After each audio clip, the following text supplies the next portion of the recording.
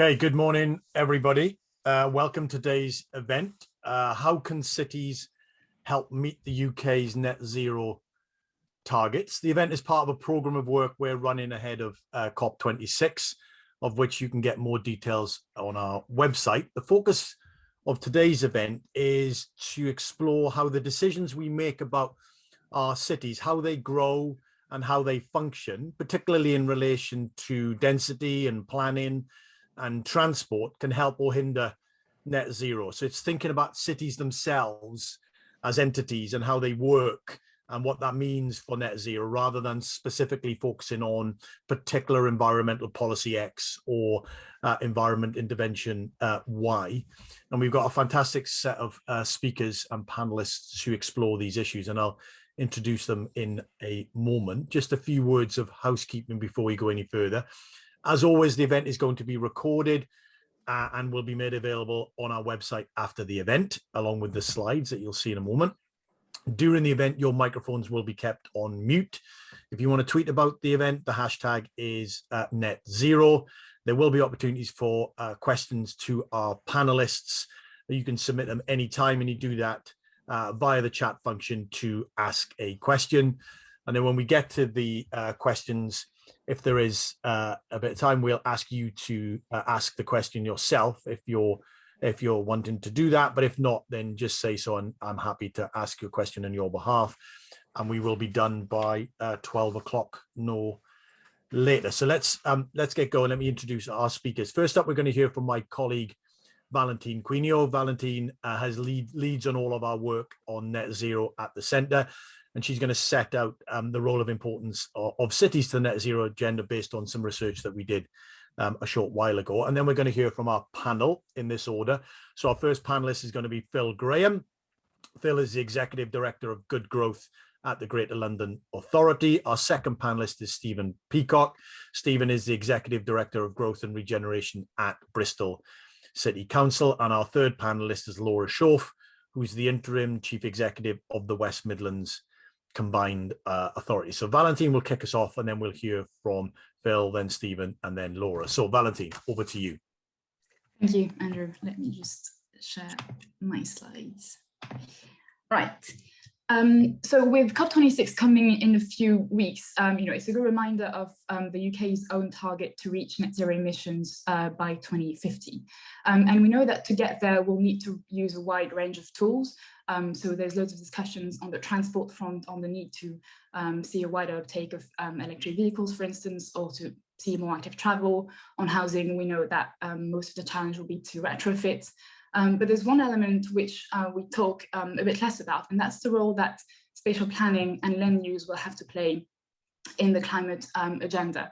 So when we talk about it, it's either considered separately from other aspects of the climate agenda, or it's limited to the role of having more green spaces, for instance. But spatial planning is much more than that. It determines the distribution of people, buildings, and activity within a given area. And the reason why this matters on an environmental perspective is because of the way our daily lifestyles are influenced by our immediate built environment. So an example of that on the transport front, for instance, is daily commutes. Both the distance traveled and the mode of transport either chosen or available to us will depend on the nature of the area we live in. And so this link between spatial footprint and carbon footprint, and this importance of spatial planning, very much explains why we see carbon emissions vary from one place or one end of the country to the other, which is what you see on the map here at the sub-local authority level. And in particular, it explains the reason why cities tend to have a lower carbon emissions per head than the rest of the UK. And that's because of the specific and defining feature of the built environment in cities, which is defined by density. And density essentially means that humans take sort of a lower space on their natural world, and it tends to encourage less carbon intensive lifestyles. So on transport, for instance, where you see in purple, the gap between cities and the rest of the UK is sort of the biggest. Density means that journeys are shorter, so they can more easily be walked or cycled. And density also creates demand for public transport to be more viable, which explains why a higher share of people in cities use public transport. On housing, the difference is a bit more muted because housing quality plays a key role in emissions, but we also know that denser housing like flats or terrace houses do tend to be much more energy efficient and so need less carbon. And so the same applies between cities themselves. So an example that's commonly used in international research is Barcelona versus Atlanta. In the UK, we can see that with Oxford and Telford. So they both have a very similar population size, but as you can see on the map, they have quite a different spatial layout, and Telford is much more spread out. So its built-up area is 60% larger than in Oxford. And that has an impact on the way people get around in the two cities, which is what you can see on the first table on the top.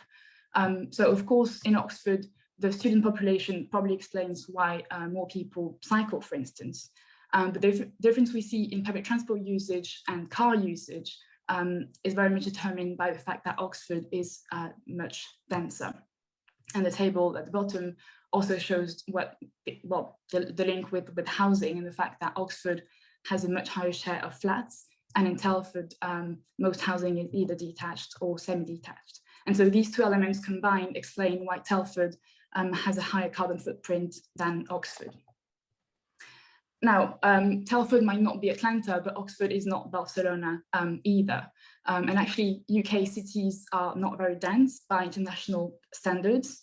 And here, density does not mean Hong Kong density style with huge tower blocks.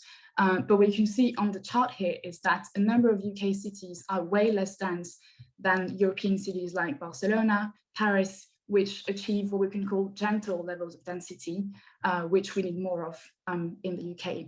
And the reason for that in the UK, and the reason why UK cities are not dense, is because of the way we've been building houses in the past decades, very often on the outskirts of cities, on sort of isolated, scattered developments, which tend to lock people and neighborhoods into car dependency.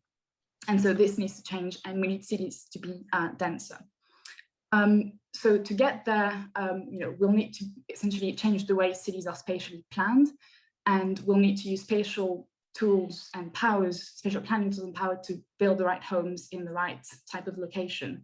So what that means essentially is building more houses within existing built-up areas, near, well-connected, near existing public transport network, as opposed to building in the outskirts in isolated developments. And in terms of who can do this, so local government who, many of them have now declared climate emergencies, well, for them, the biggest lever they can pull is their position as a local planning authority and their powers, spatial planning powers. And so they're the best place to do so, both, two different stages, both when designing the local plan and identifying areas for development, and also granting planning permission. But they also face obstacles which need to be addressed at the national level. The first is more devolved powers. So at the moment, only the Mayor of London has powers to integrate within a single coordinated strategy, housing and transport planning. And so that allows him to build more houses in the existing public transport network and the other way around. And so we need to see more of these powers devolved elsewhere. And the other issue is the planning system. So local authorities, there are local planning authorities, but they operate within a national planning system framework. And the current format of this planning system makes it more difficult for developers to build or to densify existing built-up areas. And essentially the discretionary and case-by-case nature of the planning system makes it much less risky and less expensive to build on the outskirts. And that explains many of the outcomes we've seen in terms of developments in the past few years. And so that needs to change with the reform of the planning system. And the fact that the core feature of the reform, which was the zoning system, has been scrapped last week is not good news in that regard. So I'll finish by what I think is perhaps the most important, which is that making cities denser and using spatial planning as a way to get there does not mean that other targeted interventions on the transport or housing front are not necessary. Quite the opposite. What it means is that essentially making the cities denser will lay the foundations for these policies to be successful. So on the transport front, for instance, we know that the objective is to have by 2030, half of journeys in towns and cities cycle or walk, and that's from the transport plan published last July. We know that we need to build more cycle lanes and encourage cycling. We need to encourage public transport uptake, and all that will only be successful if we make cities denser, and that needs to be the prerequisite in order to have a chance to get there. I'll stop here. That's it for me, but happy to take questions later on. Back to you. Thank you very much indeed, Valentine. So cities are good for the environment. The form of the city matters, particularly density. British densities are not that dense when you compare them to many European cities, which we all like, or seem to like anyway, but they could be. And if we achieved some more density, that would be good directly and indirectly for our net zero ambitions. That's essentially what our research seems to suggest. So let's hear from our panelists and get their views on this. So first up, Phil, give us the view from London. What's going on? Thank you, Andrew. And I mean, it will probably come as no surprise to you for me to say, broadly speaking, I agree with pretty much everything Valentine has said. I mean, the concept or the concepts and the case for increasing density, the context for focusing increased density of development around transport hubs are right at the heart of the London plan that we've just published, and have been at the heart of the way in which actually multiple mayors, to be fair, have largely been prioritising development in the capital. And you look at the 30-odd opportunity areas across London, the vast majority of those, indeed I suspect all of them, have a transport hub at the centre of them, whether that's around Old Oak Common, where we're expecting HS2 to come in, or around Stratford, where the station and has seen significant development, around the Royal Docks, where you're getting the Crossrail to arrive. It does fit at the heart of what we do. I mean, I think the other thing that city planning can do, and where we're in a really fortunate position in London, is with the powers that the mayor has, is also around driving up standards. And we have built zero carbon homes into the London plan for a very long time and set much higher standards for new build in London than is the case around the rest of the country. I also think one other point which wasn't picked up was when we talk about increasing density, it is what you build as well as where you build that's important. And I think also talking about how critical it is to focus on to build really viable mixed use developments as you increase density, so that as far as possible you're not just creating dormitory settlements that perpetuate the need to travel.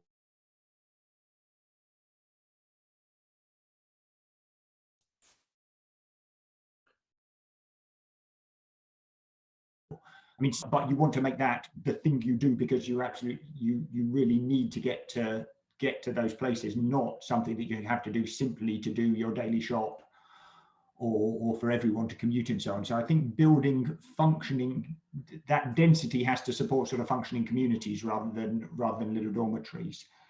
I think it is, however, really important to bear in mind. I mean, I agree with everything Valentine has said, but I would also point out that new development in London and in any city is an incredibly small part of a proportion of where people live and work in that city. So thinking how these sort of principles might apply and what's special about cities in terms of the areas where, in terms of well-developed areas, yes, I think is equally important when we think about the role of cities in achieving net zero. And I mean, I think I'd pull out two areas where I think cities can sort of play a critical role, a really important role in kind of unlocking progress. One of which is around transport. Valentine has talked about the sort of the intensity of public transport that we have in most of our cities, particularly London more so than anywhere. We are driving towards an 80% target for journeys made by public and sustainable transport by 2040. I know other cities have similar targets, even if they're starting from a lower base and don't expect to get quite so far, but that's at the heart of all of our planning. Yeah. I think the other thing that we can do on transport, which is really critical, is we have scale, which makes a big difference. So half of the UK's buses are in London. And by London committing to electrify its bus fleet, it creates a supply. It creates the supply side that's needed to for other cities and other parts of the country to be able to benefit from that. And that's where you also see a levelling up benefit. An awful lot of our London's electric buses are being built in the north of England, some in Northern Ireland, and that plays its way through. Similarly, we can, in cities, can create dense networks of electric vehicle charging infrastructure and so on that create the confidence people who live in urban areas to invest in those kind of vehicles, which then creates the confidence for the charging companies to invest more widely, because those people will travel around, and that sort of starts to drive progress. And I mean, again, it's noticeable that London has the highest density of electric charging, but it's rapidly being caught up now as we see as it feels like we're sort of hitting something approaching a tipping point in terms of electric vehicle usage. So transport is one side. I think the other side is the efficiency and the retrofit side, where Valentine has talked about the higher proportions of people in cities living in flats, which creates an opportunity. There's a higher proportion of social housing usually, which is which then you have a single landlord who can pull that together. So you can create the aggregation of scale in cities, and London Councils is doing a lot of work with the Core Cities group on this through what they call their UK climate, I can't remember. UK Cities Climate Carbon Commission, something like that, isn't it? Investment Commission. There's quite a few C's in it, if I remember rightly. Climate and cities is definitely in it. I had it in my head before I started this. But I do think that, I think we have to, when we think about UK cities in particular, we have to remember on that one that the scale of the funding challenge there, the funding and the financing challenge is enormous. And in a very centralized country like the UK, even London doesn't have the fundraising powers to be able to drive that forward itself. So we can do a lot in terms of aggregation.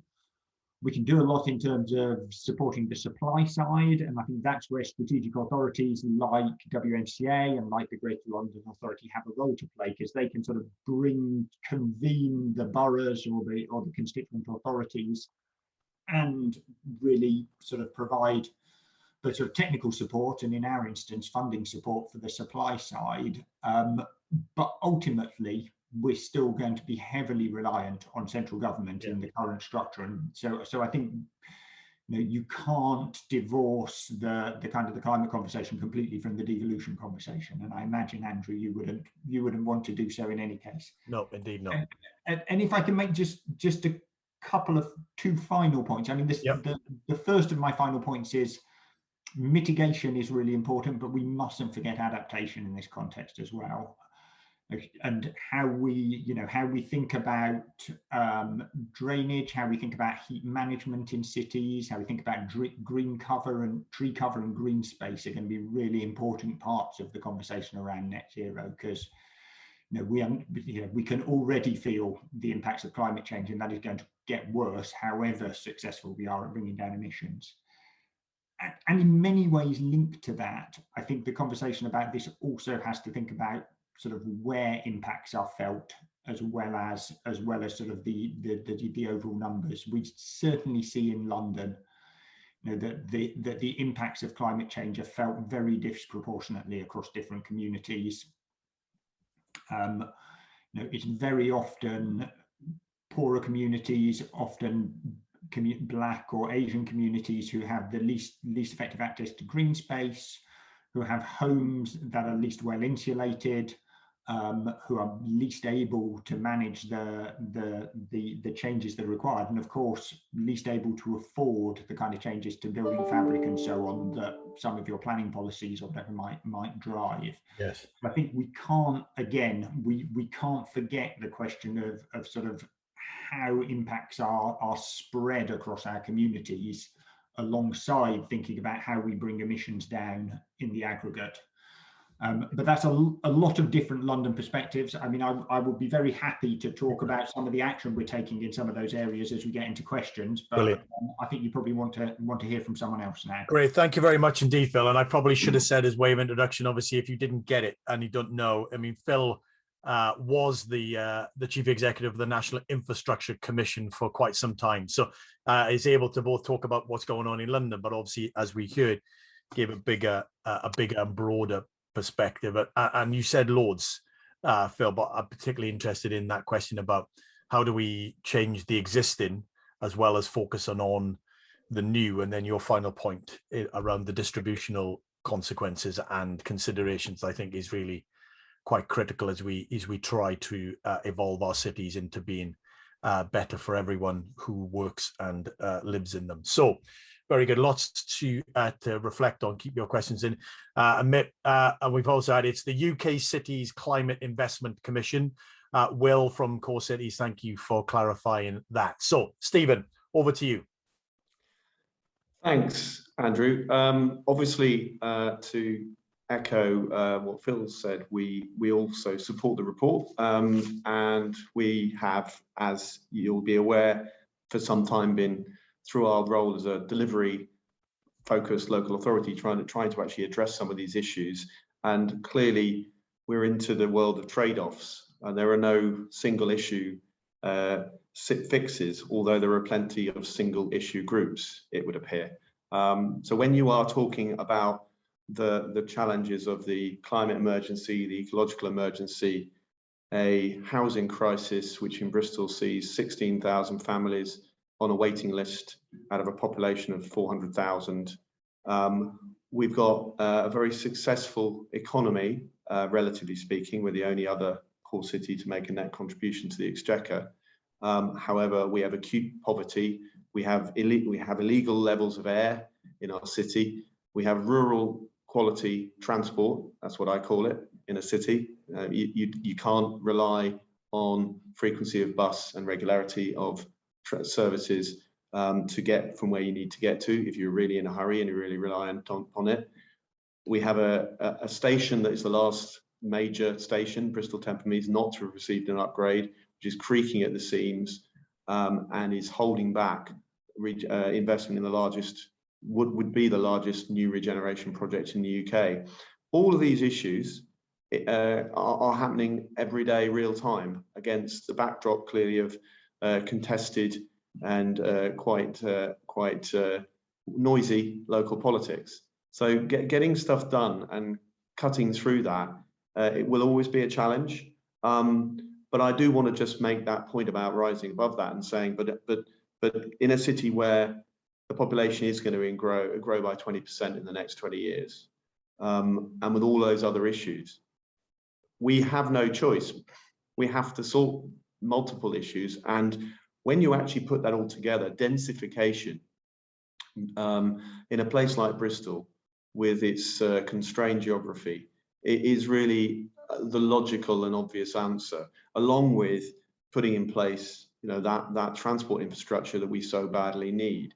And as we just said, you take retrofit, where getting on for 80 or 90% of the houses that we need to be zero carbon are already existing, in some cases since the 18th century. There is perhaps too much of a fixation on the new build. But in our case, also, it's about making the point in a way that can be made around the people who have a house and possibly have 3 or 4 cars, don't own the street in front of their house. So they actually don't have an inalienable right to park their car and possibly 2 or 3 others. It's easy to talk about car-free new developments, quite hard to talk about removing cars from streets. But if you have to put, for example, metro bus routes down the streets, then you just have to take the parking out. So we're wrestling with the real challenge of how you introduce mass transit, how you plan for growth, how you deliver new brownfield developments that don't just increase the number of vehicles on our streets. And clearly sequencing is a problem. As we find out, the transition from what we have to what we need, it is messy. Just look at gas prices. You know, we are facing an equivalent level of disruption, I believe, in how our cities work as we move from the old into the new. But we've got to do it, because ultimately cities are, as we've just seen it from this report, a far more effective and efficient way of managing population growth and being truly sustainable. We talked a bit already about devolution, and true devolution in what is still by most measures the most centralized economy in the OECD. I work for a directly elected mayor. We have been enthusiastic participants in the acronym that none of us can quite recall, to do with green finance. We believe that democracy and accountability should go hand in hand, and certainly would see that there's a much greater role. And you can I can give you the two examples of the fact that we are looking, for example, to build a mass transit system. Bristol doesn't have one. We know how long it can take to get to the top of the queue with DFT for a project of a magnitude of a mass transit system. However, we also feel the everyday pressure of not having that, and that impacts, for example, on spatial planning, where Valentine made the point about how mass transit is part of a solution potentially, but for us it's chicken and egg, because you know your scenarios, for example, in our spatial development strategy, which is currently in the process of being put together, you know, you have to understand what are your inputs and therefore how you deliver them. In our case, there's a second major infrastructure input, which is flood defences. We're a low-lying city with 1,000 homes, roughly speaking, at risk in the latest Environment Agency forecast, but many major planning applications that are contingent on a solution, which is a £200 million problem we have. And if we don't fix it, the houses don't get built, which weakens the case for the transport solutions, and so it goes on. Actually, one of the real lessons I've learned about this whole debate is, because there are no easy answers, in fact, there are no solutions at all that make everybody happy. What you need is leadership, and you need democratically accountable people close to the electorate to stand up and go, I know these are trade-offs, and I know that there are no easy answers, so I'm going to make the call to do it this way, and I'll take you with me. And I know some of you won't like that, and unless you have political ownership of those decisions, it's really hard to get things done, and so stuff tends to wither on the vine. That's my experience here in Bristol.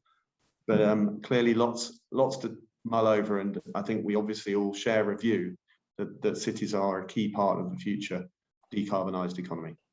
Fantastic. Thank you very much indeed, Steve. I mean, again, loads in that, but I mean, particularly your final point about, you know, yes, we can figure out the technical, you know, in theory, we can figure out sort of technical responses, but in the absence of the political leadership and the political cover, then, you know, even the best technical answers may not cut through. So it was very good. If you've got questions for Phil or for Stephen, just pop them in the ask a question chat, and we'll get to them very shortly. And also wanted maybe to get you to reflect on the existing versus the new, which also Phil touched on as well. So definitely get both of your views on that when we get to questions. So Laura, let's get a view from the West Midlands and what's going on there in relation to how you think about the shape of the West Midlands and then how that interacts with net zero ambitions. Laura. The worst part about being the last speaker is how many of your killer points have already been made. But I would say that I agree with everything that's been said, and I'll probably touch on some of those things again. Why do cities matter? Why are we never going to achieve what we need to achieve if cities don't come with us? Well, because half the global population live in cities, and cities account for 2/3 of the CO2 emissions of the world. So there is absolutely no doubt that we won't achieve any of the world's ambitions unless we deal with cities as a place to start. And one of the things that I cannot get out of my head is the searing image of water pouring down the New York City subway system. which was just over the summer. Unlike anything unlike anything I have ever witnessed in my life. So cities owe it to the world to try to solve the problem, but also cities will not be able to be resilient unless they address the problem. And while I wouldn't necessarily say that the West Midlands has a mass transit system. I think we're somewhere between Bristol and London. But why does it matter to us? Because something over 28 degrees buckles our light rail system. And while that's very warm for the United Kingdom, it's probably not very warm for the future. So we have to have our systems have to be resilient, and there's a huge way to go to make them so. What's our vision in the West Midlands? Obviously greener cities, more efficient cities, more resilient cities that support a circular economy, and has been touched on, cities that are just and equitable. And it must do all of those things, and cities must deliver all of those things while also continuing to create jobs and to promote public health. Now, that's no small task for cities. And it's a very daunting challenge when you're trying to think about how you're going to make that change. One of the things I'm interested in, and I'm certainly no expert on this, is definitely around smart technology. So how we're going to build our private sector economy so that it's thinking about things like water treatment and recycling and energy efficiency and solar powering, and how we will embed that technology into our cities first and foremost. The clean electrification of fleets, and we talk a lot about public transport, but there's also a lot for local authority fleets in this as well. So there are huge amounts of fleets that need to be electrified. We need more energy from renewable sources. But one thing we haven't actually said, we need fewer individual car journeys, electric or not. We have got to see massive behavior change, because while a lot of this can be done through buildings and through devolution, and I'll come on to that, and the point's really well made about density and planning and how we build those systems, that form matters, that power matters, and energy matters, but actually it's people's behavior, and we can change the whole first half of that equation, and if we don't change the second half of the equation, we won't get where we need to be. So our city region having an electric vehicle congestion problem is better than having a diesel congestion problem, but it's still a congestion problem, and it's still bad for getting us to net zero. So we have to be able to change the way people behave, and that is incredibly difficult. As we're looking at our transport plan, one of our biggest challenges is medium recreational car journeys, where you put your family in the car and you drive to your parents' house for Sunday lunch, and that might be 40 miles away. Huge contributor to part of the challenges we have around air quality in our region. And yet that is one of the most difficult journeys. I'm just picking one by example, to think about changing how you would ask a family to make that journey. Would they do that by bus? Would they do that by train? Where's the front mile? Where's the last mile? It doesn't really sound feasible. Therefore, those kinds of changes are really hard to drive. So I would make sort of 2 points. One, which has already been trailed, is about devolution. I think so here in the West Midlands, we will be told that most of our mixed use and housing investment, especially if we want to do that on brownfield sites, is not viable without public sector intervention. If that is a true fact, and certainly that's what it seems to be in our region, then I think the point is, who is going to hold developers to account?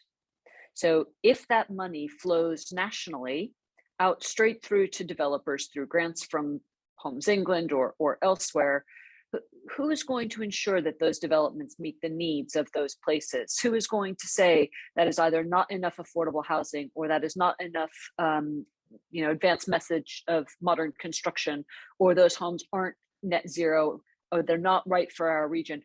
If the money is devolved to city regions who have accountability, we can simply say, if you want the public sector to invest in this scheme, and we want to invest in this scheme, and we want to see this happen, then these are the kind of outputs that we expect in our region. And they won't be the same necessarily for every region. But that's one really good example about how devolution could actually drive that change.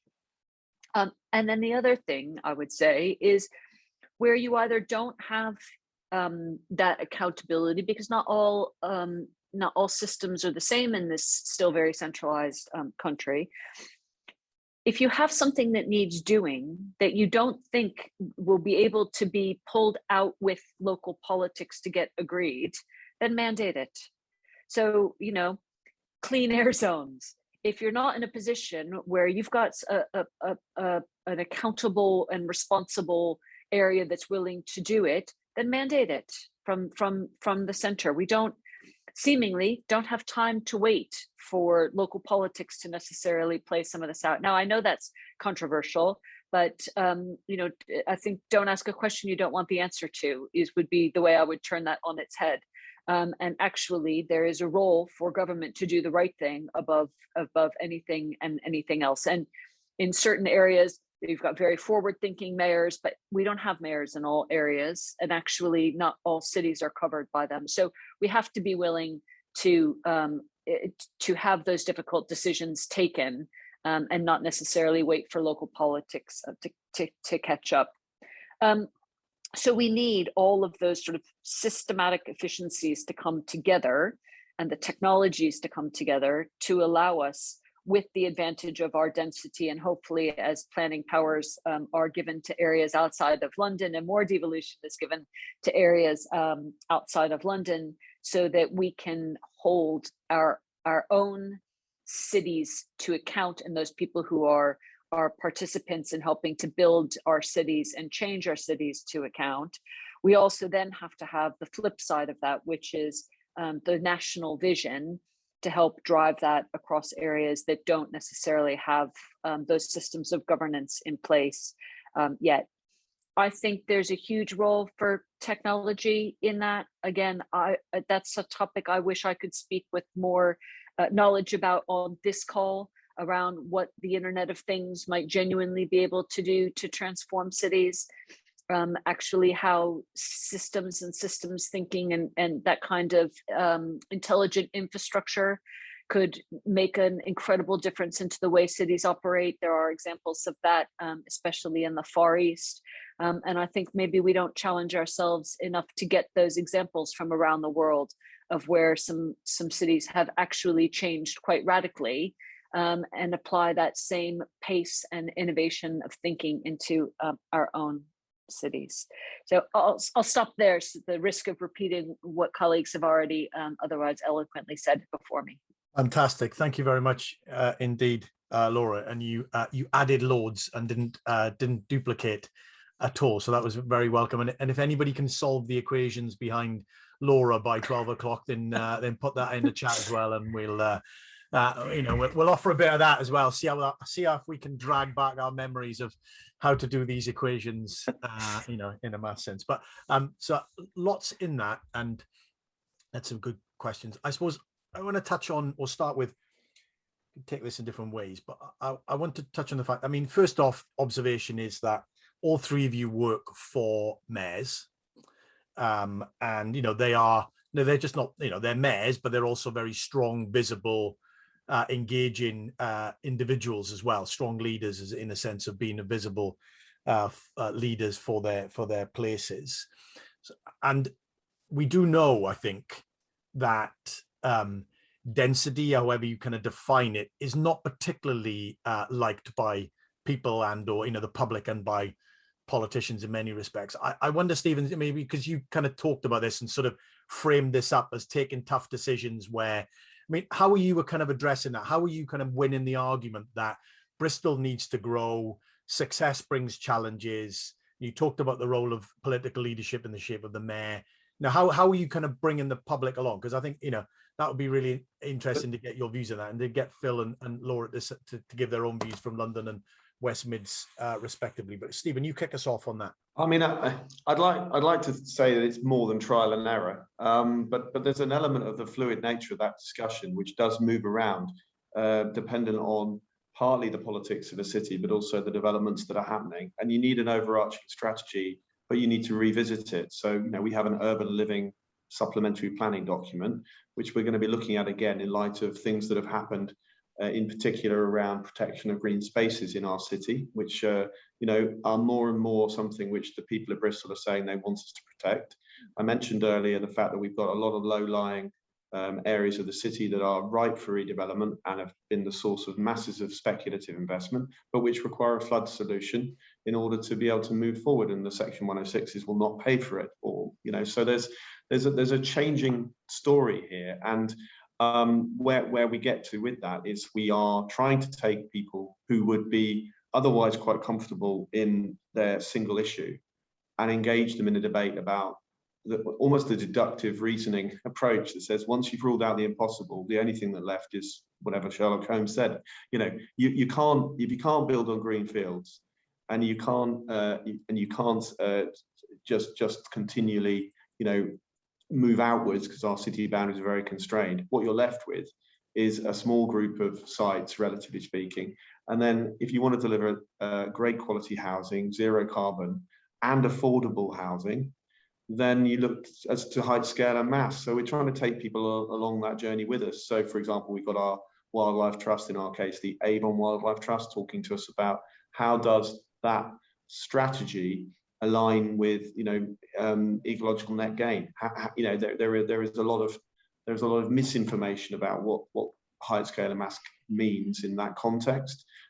So we are trying to take the groups that would otherwise only frankly sit in their safe space and engage them in the whole debate. Yeah. And the only answer at the end of the day is people who say, well, in that case we shouldn't allow the 95,000 people who are going to come to Bristol to come. And that's the only place someone has to go in a debate. They say, well, I don't believe your projections, in which case you've reached a point where there's nothing else to say. And I think that's what we're doing. Yeah, it's checking people in that discussion. And it's a very political discussion. That's why it's our mayor who's leading that conversation with our city.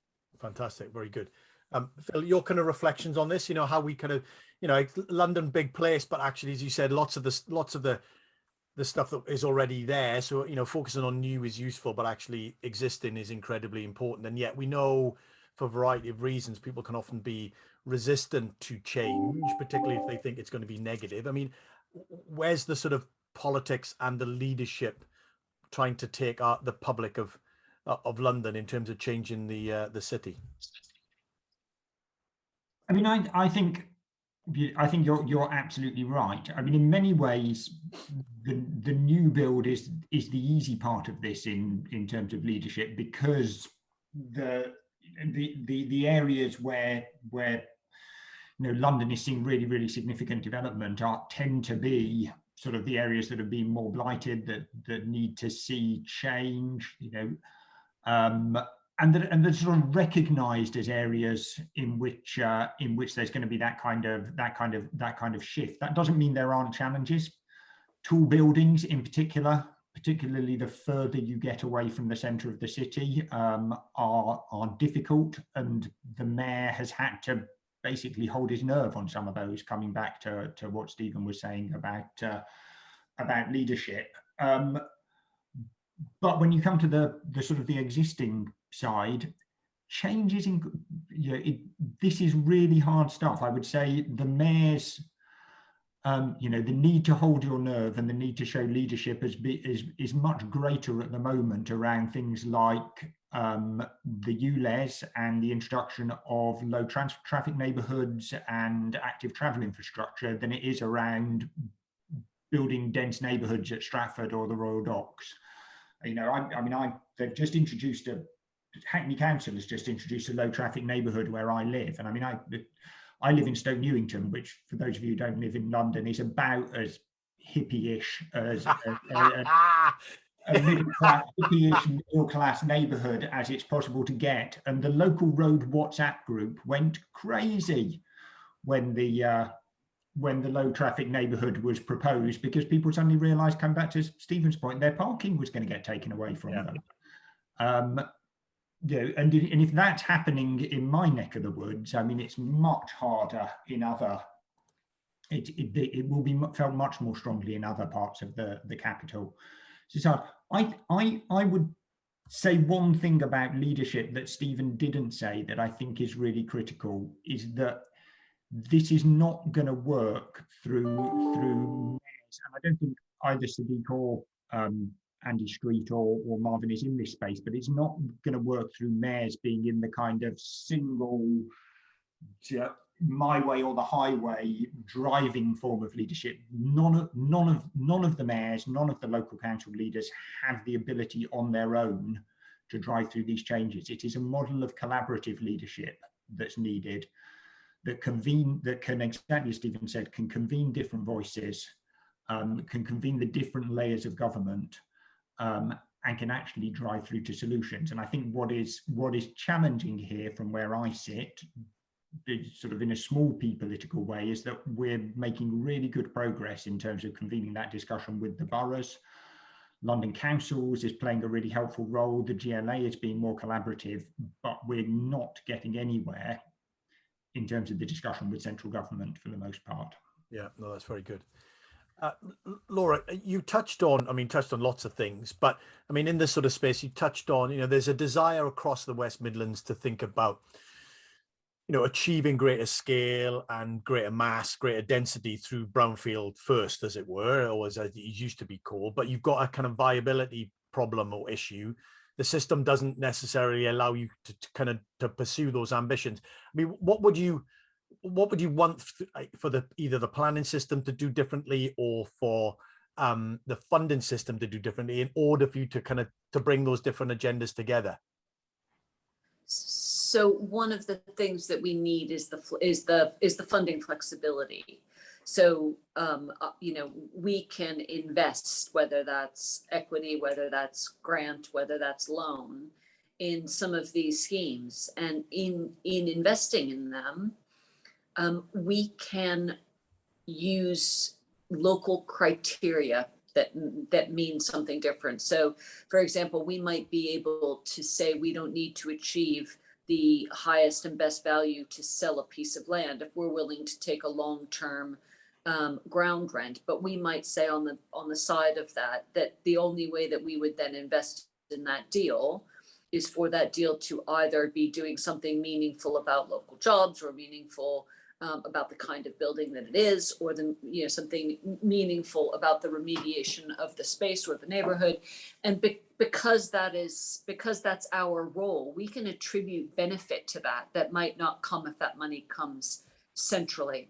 So we've been working really hard both to get the trust of central government, which I think without that, there's a lot of skepticism about why would we devolve money to you locally. But we've had a big brownfield land remediation fund, and we've been able to demonstrate that using that in an intelligent way is bringing sites forward in the West Midlands that have been sat derelict for a really long time. And by bringing those forward, we are not building on greenbelt. Now we've got a different urban fabric to Bristol, and obviously a big city region area where we have a lot more space. But I think one of the other biggest challenges, and my colleagues have touched on this a little bit, is retrofit. So as others have said, it's not difficult to build new homes to a standard, but we have an unbelievable amount of post-war estate buildings that for whom electric cars, because there's no drives or are not an option. Charging will be really difficult, but equally just the housing retrofit for that will be a Herculean task that we need to do.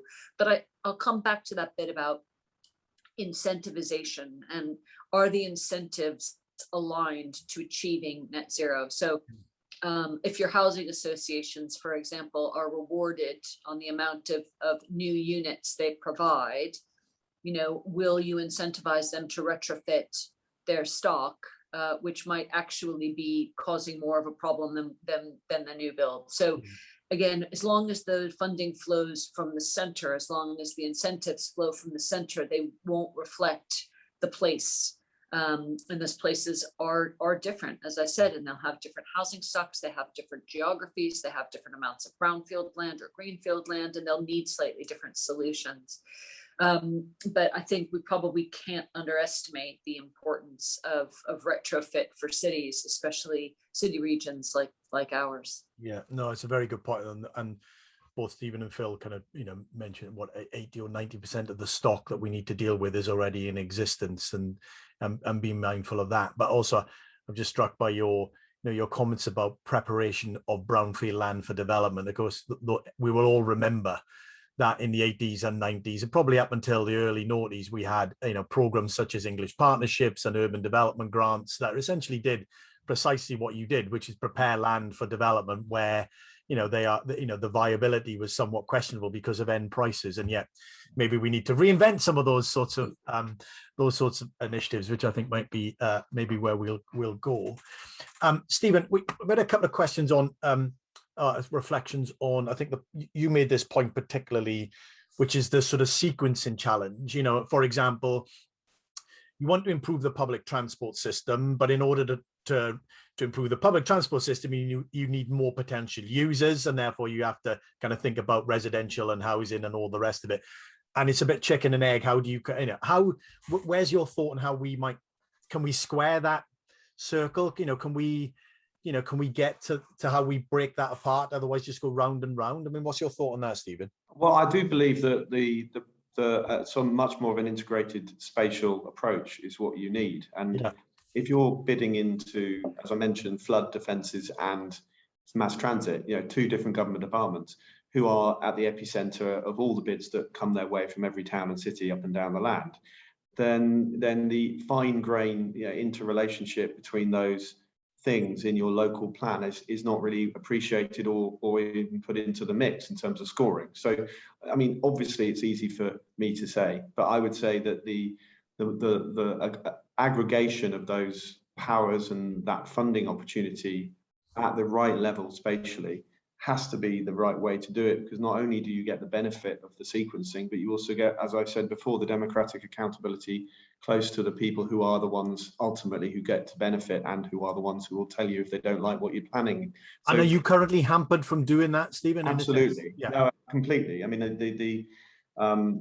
the way it works, as most people on this call will know, you know, is a city or a place will have a plan, and it will take its place in a queue, and it will in some cases wait for a spending review, in other cases will be subject to other forms of gatekeeping, and we think there is a gap in that market. We think there is a real absence of a way of fast tracking and accelerating projects through application of alternative ways of funding schemes, for example, finance, bonds and what have you. I mean, we talked elsewhere about, if you've got a problem as big as how do you decarbonize a whole place, then you need to start putting some pilots in. If you're central government, you need to start looking at, well, where might a good example be? Where are my experiments happening today? And we think that that's a great thing for government to get behind, from a core cities perspective, to give places an opportunity to do some of that at a scale that's, relevant, could be replicated, but small enough to actually give you the opportunity to measure and to test different approaches and how you get them working together. So you have to start somewhere. But at the moment, the segmentation and the separation of investments in flood defences, in the upgrade of Templemead Station in our case, and our mass transit, they're all separate conversations, and they're all subject to slow-moving vehicles in front of them. Yeah, we haven't got much time left, but Phil, I want to get a quick thought from you on that, because obviously, the London Mayor is both the responsible for the London plan, which is the integrated kind of land use view for the city region, but obviously he's the chair of the Transport Authority as well, and there's always been potential to be more closely aligned. I mean, and we would advocate that has been a model for other places over time to move towards, but I wonder what your particular view on that is. I mean, I fundamentally agree with that. I mean, I think we see the benefits in London, just as we saw the benefits when I was at the National Infrastructure Commission and put it at the heart of the recommendations that the NIC made about sort of bringing together transport and planning at the city region level. I mean, this point that we've been raising about the chicken and egg piece has been difficult for a hugely long time. I mean, does come back to to some degree, a set of challenges around the way in which transport decisions in particular have tended to be taken in the UK, around the way in which we use cost-benefit analysis. I think there is a real issue here. I mean, I think too many people are inclined to sort of say, well, it just means cost-benefit analysis is a load of rubbish, and all of this travel time savings is nonsense. And I don't think that's the case at all. But I do think that it needs to be brought to the use of cost-benefit analysis and particularly the sort of web tag approach to assess the relative strength of different schemes to achieve the same objective needs to be brought together with a much stronger focus on the objectives that you're trying to achieve. And that's where I think Stephen's integration of kind of transport and housing comes together, and transport and spatial planning. And I mean, it's having been to the Netherlands and seen how they do things over there, I mean, that's where they start. They start with the map. It feels to me slightly like we start with the spreadsheet. And I think we need to perhaps get away from that, but not least because that's becoming even more difficult at the moment, because every time you go and talk to the Treasury about kind of potential demand growth, how schemes might be supported, they turn around and say, well, hasn't everyone stopped traveling now because of COVID? Yes. I mean, quite seriously. No, I know. I'm only laughing because I'm inside weeping in reality, because I have a very similar response from colleagues as well. And because we haven't got much time, I mean, that's where I think I would probably leave it, is that the other thing that we haven't talked about here is the sort of the broader kind of question of the future of cities. Yeah. And I think there is a really critical issue here for us about how we think about cities, which is, for all the reasons Valentine has laid out, effective, attractive, livable, prosperous, fair urban areas are absolutely critical to being able to achieve our climate goals. If cities start to decline, and if everyone moves out to live in, I mean, obviously I'm caricaturing slightly, but everyone moves out to live in market towns in detached houses, then, for want of a better word, we're screwed. So, absolute, urban policy, for that reason, has to be at the heart of this, and all the other things that we think about as urban policy that aren't directly linked to the climate crisis have to be part of the conversation. Very good. I agree. I think we'll get you back to carry on that kind of conversation about what some, particularly I think what some of the implicit and explicit assumptions that people seem to be holding now on what the future is and what that means, I think is really important. Laura, very last reflection from you on on this sort of integration, but then sequencing. What would you ideally want in the West Mids to make progress on it? We all want the trifecta of London, which is an economic plan, a spatial plan, and a transport plan, right? That you can't do anything without the trifecta of plans, and London has led the way on that, and surely every region should be doing the same. We want to be accountable, so as long as the public, I think I mentioned this to you, that as long as the Public Accounts Committee call in DFT officials if there's a problem on a transport project in the West Midlands, then we're not truly accountable, and therefore we won't be properly have the kind of devolution that we're after. But then, just in terms of priorities, as Stephen was saying, we've got different departments, different priorities. Those different priorities judge different investments. And because I get the last word, I'll say exactly what my son said to me the other day, which is, I just don't understand what you're talking about, Mom. What is more important than the planet? And actually, I was talking about something small, and he said, that's just not more important than the planet. But I mean, the health of the planet is the single most important thing for everything. And actually, if somebody can tell me what's more important than the planet, they probably have $1 million answer, but maybe that's how we should start thinking about how we allocate funding or take decisions, you know, in terms of how we prioritize things. Fantastic. What a way to finish. Great kind of final comment. It's 1 minute past 12. I mean, we could genuinely go on and explore these issues in loads more detail. We've only scratched the surface, but unfortunately our time is up.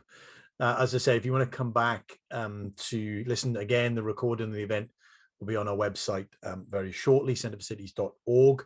As always, a very, very large, heartfelt thank you to Laura and to Stephen and to Phil for their insights. As I said, we could have, I could have certainly listened to you all day, kind of in terms of unpacking those sorts of issues. But thank you very much indeed for your time, and indeed my colleague Valentine as well, for setting out very clearly at the beginning where we think some of these issues are. This debate will by nature continue, and we will continue to try and play a positive and helpful role in it, making the case that cities are incredibly important to the net zero agenda, and in fact they're the only real way that we will get anywhere near close the net zero agenda is thinking about them, but also involving them as well. I hope you all agree. But until the next time, thank you all for joining. Stay safe and take care. Bye for now. Thank you. Thank you very much.